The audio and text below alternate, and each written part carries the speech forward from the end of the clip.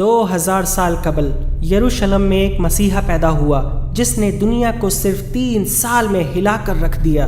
ایک ایسا مسیحا جو گنہگاروں سے محبت کرتا، جو ان کو بچانے آیا جو اس سے نفرت کرتے تھے، اس پر تھوکتے تھے، اور جنہوں نے اس کو ان سے محبت کرنے کے گناہ کے لیے سولی پر چڑھا دیا۔ اپنے دشمنوں سے محبت کرو اور اپنے ستانے والوں کے لیے دعا۔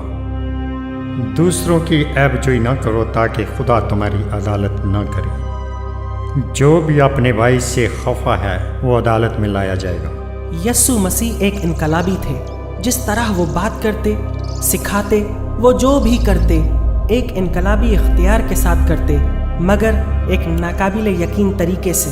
جو بھی تمہارے ساتھ غلط کرے اس سے بدلہ نہ لو، اور اگر کوئی تمہیں ایک گال پر تماچا مارے تو دوسرا گال بھی آگے کر دو۔ خون نہ کرو، زنا نہ کرو، چوری نہ کرو، کسی کے خلاف جھوٹی گواہی نہ دو۔ یسوع پانی پر چلے، بیماروں کو شفا دی اور مردوں کو زندہ کیا، جیسا ازل سے کوئی اور نبی نہیں کر سکا۔ تاریخ یسوع کے معجزوں کی گواہ ہے۔